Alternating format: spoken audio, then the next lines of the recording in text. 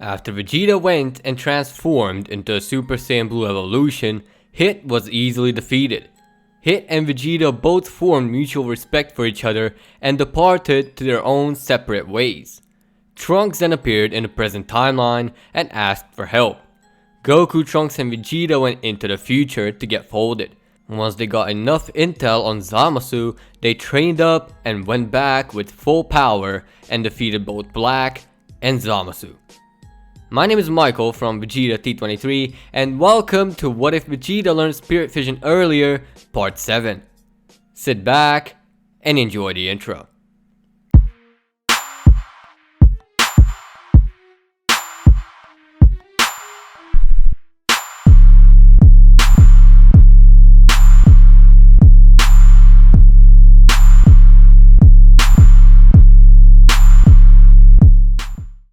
Hello everyone, before I get started, I'd like you to subscribe to my channel.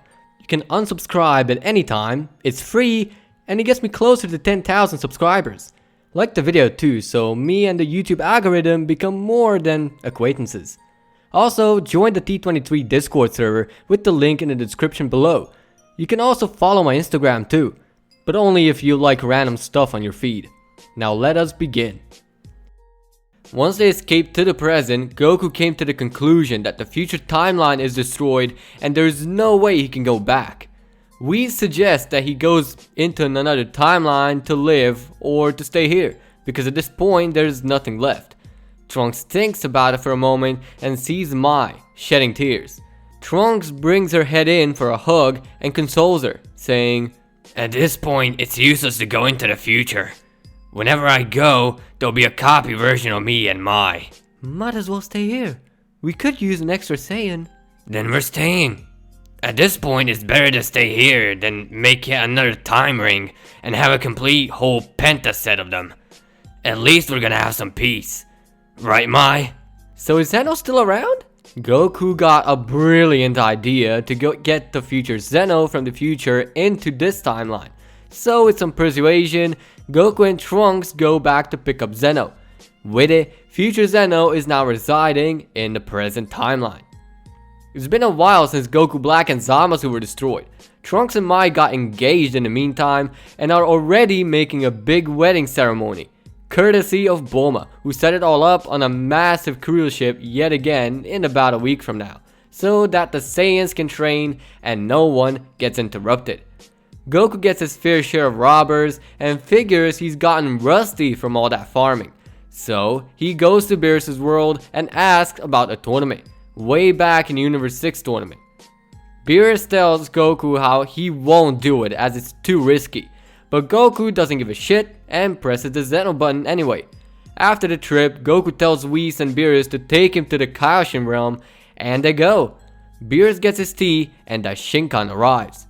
The rules are explained and of course everyone is in shock. They then go hunt for the fighters for the Tournament of Power. But they have a Zeno Expo to go to first.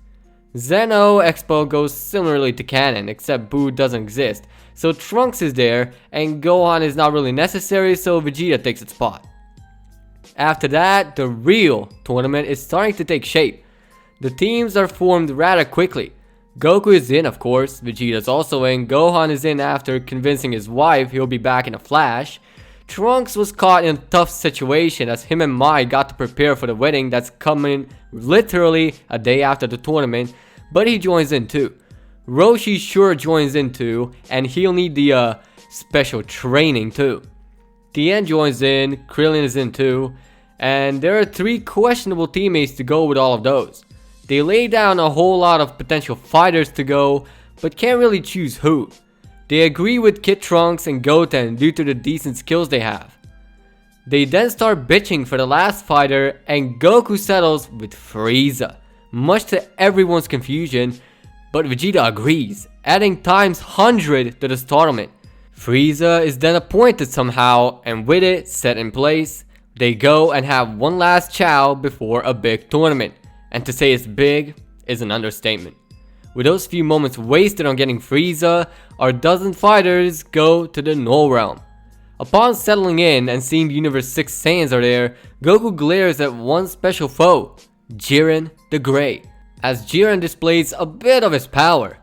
Vegeta is amazed how something so strong exists out there.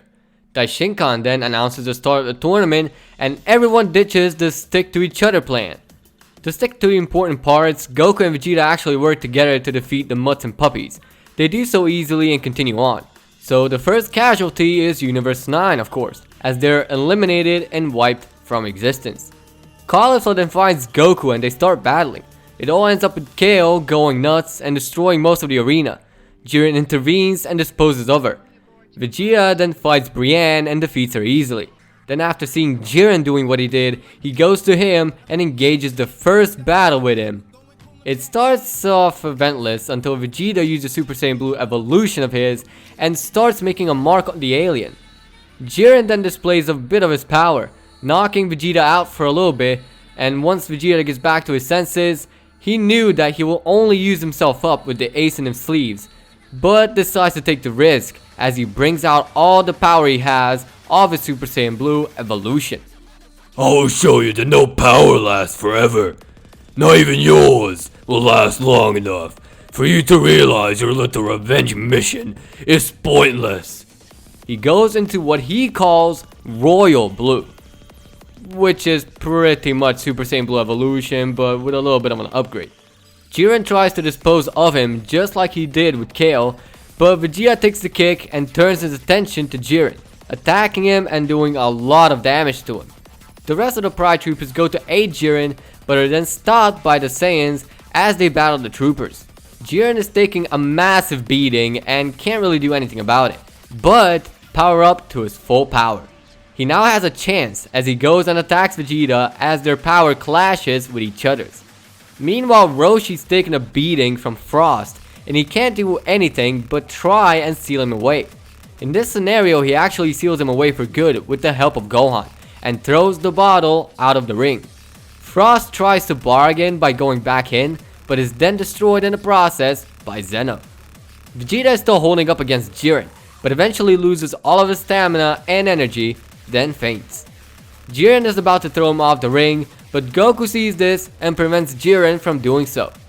Goku is then knocked out almost instantly and Vegeta is pretty much considered thrown off. The rest of the Saiyans then charge at Jiren and are trying to take revenge, and although Jiren is worn out, he still can keep up with the Saiyans. Eventually the Saiyans start losing a lot of energy and also losing hope. Trunks puts all his shit aside and starts transforming into Super Saiyan Rage and attacking Jiren with all he's got. Trunks and Goten fuse into Gotenks, but they're put down after a failed attempt. Jiren then prepares to knock them all off to claim victory, but both Goku and Vegeta open their eyes as they access Autonomous Ultra Instinct, followed by a really nice and big light show. Jiren, having no time to play around, tries to put Goku and Vegeta back down, but Goku dodges and lands a gut punch on Jiren, strong enough that Jiren is gasping for air and Vegeta kicks him in the chin, making him fly high in the air and become paralyzed from the force of the kick. As Goku is looking at his new power of his, he loses his power. Due to Jiren being completely paralyzed, Vegeta, who still had control over his instinct, goes and kicks Jiren as he's fallen down and gets him eliminated. Jiren then lost the battle. They win about 20 minutes before the end of the tournament. Daishinkan comes over and announces the winners and asks them of the wish. With all the Saiyans thinking about their own things, Goku speaks up. I'd like to return all of the universes that were destroyed in this tournament to be brought back into existence. It's not fun to be the only universe in existence now, is it? With Daishinkan telling him it was a wise choice, he summons the Super Shenron and this restores all the universes with the help of it. With that, we have the winners of the Tournament of Power and they return back to their normal lives. A day after they rested up, they attend Trunks' and Mai's wedding, with Gohan being his groomsman since student-master connection, and they have actually survived this, but they don't know what might be coming for them in the near future. And with that, we're leaving things be for now. Thank you for watching. If you think me and a boss are an unbeatable duo, then click dislike, but if you liked the video, hit that like button. please feel free to check out my sparring partners on my channel page and, give them some love. If you'd like me to cover your idea in the near future, comment down below. And as always, peace out.